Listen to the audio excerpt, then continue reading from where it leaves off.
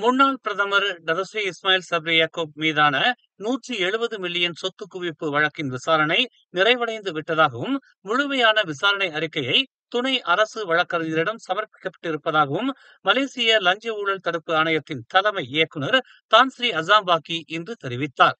Dato' Sri Ismail Sabri யாக்கூப் லஞ்ச ஊழல் தடுப்பு ஆணையத்தின் விசாரணைக்கு முழுமையாக ஒத்துழைப்பு வழங்கியதால் விரைந்து இந்த வழக்கின் விசாரணையை முடிக்க முடிந்ததாக தான்ஸ்ரீ அசாம்பாக்கி தெரிவித்தார்.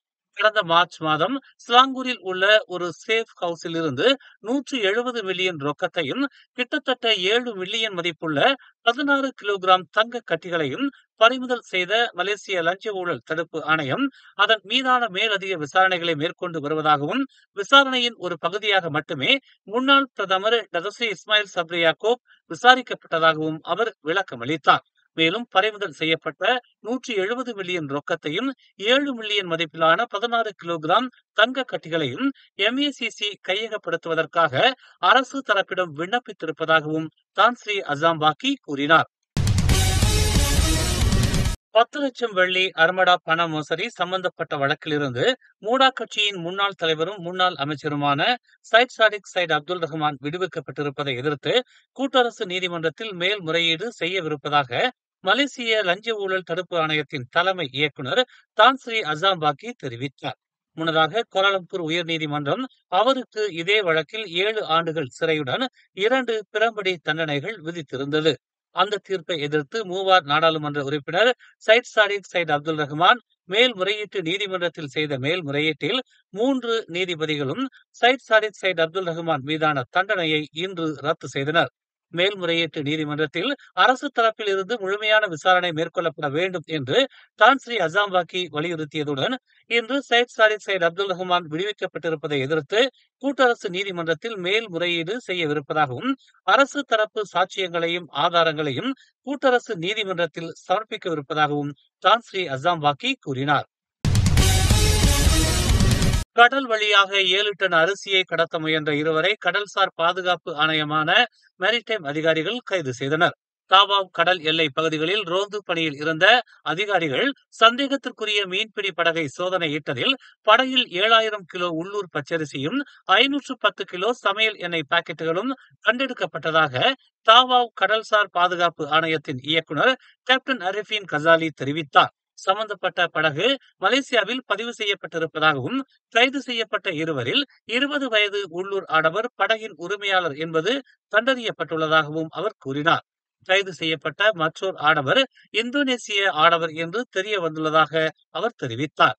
அரசு மானிய விலை பொருட்களை வெளிநாட்டுக்கு கடத்த முயற்சித்ததாக அவர்கள் இருவரும் கைது செய்யப்பட்டிருப்பதாகவும், பறிமுதல் செய்யப்பட்ட பொருட்களின் மதிப்பு 3 லட்சம் ரிங்கிட் என கணக்கிடப்பட்டிருப்பதாகவும் கேப்டன் அரிஃபின் கசாலி கூறினார். மலேசிய குடிமக்களுக்கான அடையாளமாக இருக்கும் மைக் கார்டுகளை தகுதியான பாகிஸ்தானியர்களுக்கும் வழங்கப்பட்டு வருவதாக எழுந்த குற்றச்சாட்டை தேசிய பதிவுத்துறை JPN மறுத்துள்ளது. பாகிஸ்தானியர்களுக்கு சிறப்பு குடியுரிமை எனும் போர்வையில் மைக் கார்டு வழங்கப்பட்டிருப்பதாக முகமது இசாஸ் அபீட் எனும் ஆடவர் சர்ச்சையை கிளப்பிய நிலையில் அவர் மீதும் விசாரணை மேற்கொள்ளப்பட்டிருப்பதாக தேசிய பதிவுத்துறையான JPN இன்று வெளியிட்டுள்ள ஒரு அறிக்கையில் தெரிவித்துள்ளது. பாகிஸ்தானைச் சேர்ந்த அப்துல் ரவூப் ஹம்சா, முகமது அப்சா உலாமாய், ஜயித் வஷார் ஷா சடார் என்பவர்களுக்கு முதலீடு வர்த்தகர்கள் எனும் அடிப்படையில் குடியுரிமை வழங்கப்பட்டாலும் அவர்களுக்கு நிரந்தர குடியுரிமை இல்லை என JPN விளக்கமளித்துள்ளது. அதே வேளையில் முகமது இசாஸ் அபீட் எனும் ஆடவர் போலி ஆவணங்கள் மூலமாக அடையாள அட்டையை பெற்றிருப்பதாகவும், மலேசியாவைச் சேர்ந்த ஒருவரின் பிறப்புச் சான்றிதழை கொண்டு அவர் குடியுரிமைக்கான விண்ணப்பத்தை செய்ததற்காக தற்போது கைது செய்யப்பட்டிருப்பதாகவும் JPN விளக்கமளித்துள்ளது. 10 லட்சம் ரிங்கிட் அர்மடா பண மோசடி சம்பந்தப்பட்ட வழக்கிலிருந்து மூடா கட்சியின் முன்னாள் தலைவரும் முன்னாள் அமைச்சருமான Syed Saddiq Syed Abdul Rahman விடுவிக்கப்பட்டிருப்பதை தொடர்ந்து இன்று இரவு மூடா கட்சியின் தலைமை செயற்குழு கூட்டத்தை நடத்தவிருப்பதாக புத்ரி வங்சா சட்டமன்ற உறுப்பினரும் மூடா கட்சியின் இடைக்கால தலைவருமான அமீரா ஏசியா அப்துல் அசீஸ் தெரிவித்துள்ளார். மூடா கட்சியின் தோற்றுநரான சைட் சாடிக் மீண்டும் மூடா கட்சியின் எதிர்காலத்தை நிர்ணயிக்கும் சக்தியாக இருப்பார் என்று தாம் நம்புவதாகவும், மூடா கட்சி சைட் சாடிக்கிற்கு ஆதரவாக என்றும் நிலைத்திருக்கும் என்றும் அவர் உறுதி அளித்தார். கடந்த 2023ஆம் ஆண்டு கோலாலம்பூர் உயர்நீதிமன்றம் 10 லட்சம் ரிங்கிட் அர்மடா பண மோசடி சம்பந்தப்பட்ட வழக்கில் சயிட் சாடிக்கை குற்றவாளி என தீர்ப்பளித்ததும் 2023 நவம்பர் 9ஆம் தேதி சயிட் சாடிக் மூடா கட்சியின் தலைவர் பொறுப்பிலிருந்து விலகினார். இதனை அடுத்து மூடா கட்சியின் துணைத் தலைவரான அமீரா ஏசியா அப்துல் அசீஸ் மூடா கட்சியின் இடைக்கால தலைவராக பொறுப்பேற்றார் என்பது குறிப்பிடத்தக்கது. ஊழலுக்கு எதிரான போராட்டத்தில் தமது உருவ பதாகைகள் எரியூட்டப்பட்டிருந்தாலும் இளைஞர்களின் கோபத்தை தாம் மதிப்பதாக பிரதமர் டதஸ்ரீ அன்வார் இப்ராஹிம் தெரிவித்துள்ளார். சபா பல்கலைக்கழக மாணவர்களின் செயல் வருத்தம் அளிக்கும் வகையில் இருந்தாலும் அவர்களின் நோக்கம் நியாயமானது என்றும் தாம் பல்கலைக்கழகத்தில் படிக்கும் போதும் தெருக்களில் சீர்திருத்த பேரணியின் போது இவ்வாறு நடந்து கொண்டதாகவும் அன்வார் நினைவூட்டினார். இளைஞர்களின் போராட்டத்தால் பொதுமக்களுக்கு பாதிப்பு ஏற்பட்டிருந்தால் நடவடிக்கை எடுத்தால் போதுமானது என்று அவர் குறிப்பிட்டார்.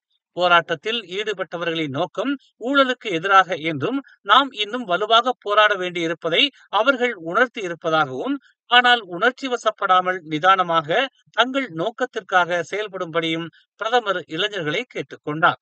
இந்த சம்பவத்தில் ஈடுபட்டவர்கள் மீது காவல்துறை வழக்கு பதிவு செய்திருப்பது போதுமானது என்று குறிப்பிட்ட அவர், அதை மீறி சம்பந்தப்பட்ட பல்கலைக்கழகம் அவர்களின் உயர்கல்வி தடைப்படும்படியான நடவடிக்கையை மேற்கொள்ள வேண்டாம் என்றும் அன்வார் கேட்டுக்கொண்டார்.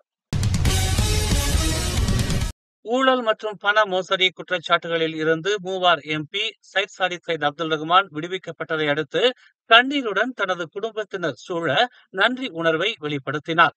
தனது பெற்றோர் மற்றும் குடும்ப உறுப்பினர்களுடன் மேல்முறையீட்டு நீதிமன்றத்தில் இருந்து வெளிவந்த பிறகு மண்டியிட்டு குடும்பத்தினருடன் நன்றி சொல்லி நெகிழ்ந்த காட்சிகள் பலரையும் உருகச் செய்தது. பல வருட துன்பங்கள், மிரட்டல் மற்றும் லஞ்ச குற்றச்சாட்டு ஆகியவற்றை தாங்கிய பிறகு ஆழ்ந்த நன்றி உணர்வை உணர்ந்ததாகவும், பொதுமக்களுக்கு சேவை செய்வதற்கும் தனது கொள்கைகளுக்கு உண்மையாக இருப்பதற்கும் தனது உறுதிப்பாட்டை இந்த தீர்ப்பு மீண்டும் உறுதிப்படுத்தியதாகவும் சையத் சாடிக் சையத் அப்துல் ரஹ்மான் கூறினார். தாம் எதற்கும் வருத்தப்படவில்லை என்றும் அதையெல்லாம் மீண்டும் கடந்து செல்ல தாம் பயப்படவில்லை என்றும் அவர் குறிப்பிட்டார். இறுதியில் இது மதிப்புக்குரியது என்று அவர் கூறினார். இப்போதைக்கு தனது குடும்பத்தினருடன் இருக்க விரும்புவதாகவும், மூடாவின் தலைமையில் மீண்டும் இணைவது குறித்து கட்சிதான் முடிவு செய்ய வேண்டும் என்றும் அவர் கூறினார். கட்டுப்பாட்டை இழந்த லாரி ஹைலக்ஸ் வாகனத்தை மோதி விபத்துக்குள்ளானதில் லாரி ஓட்டுநர் சம்பவ இடத்திலேயே உயிரிழந்த நிலையில் ஹைலக்ஸ் வாகனம் ஓட்டி உட்பட 3 குழந்தைகளும் படுகாயம் அடைந்ததாக சரவா மாநில மீட்புத்துறை செய்தி தொடர்பாளர் தெரிவித்தார். இன்று பிற்பகல் 3:32 மணியளவில் இந்த விபத்து ஏற்பட்டதாக பொதுமக்களிடமிருந்து தகவல் கிடைத்ததும் கோத்தா சமாரகான் மீட்புத்துறை அதிகாரிகள் சம்பவ இடத்திற்கு விரைந்து விபத்தில் பாதிக்கப்பட்டவர்களை மீட்டதாக தெரிவிக்கப்பட்டுள்ளது. கட்டுப்பாட்டை இழந்த லாரி சாலையில் இருந்த தடுப்புச் சுவரை மீறி எதிரில் வந்து கொண்டிருந்த ஹைலக்ஸ் வாகனத்தை மோதியதாக முதற்கட்ட விசாரணையில் தெரிய வந்துள்ளது. உயிரிழந்த லாரி ஓட்டுநர் இன்னும் அடையாளம் காணப்படாத நிலையில் பாதிக்கப்பட்ட ஹைலக்ஸ் வாகனமோட்டியும் ஹைலக்ஸ் வாகனத்தில் இருந்த 3 குழந்தைகளும் கூச்சின் அரசு மருத்துவமனையில் சிகிச்சை பெற்று வருவதாகவும், சிகிச்சைக்கு பின்னர் காவல்துறையினர் விசாரணை மேற்கொள்வதாகவும் தெரிவிக்கப்பட்டுள்ளது. மேலும் செய்திகளை தெரிந்து கொள்ள தமிழ் மலர் நாளிதழை பாருங்கள். எங்களோடு இணைந்திருக்க மலர் டிவியை பதிவு செய்து கொள்ளுங்கள். உறவுகள் மகிழ்ந்திட விருப்பம் மற்றும் பகிர்வு சேவையை சொடுக்கிடுங்கள்.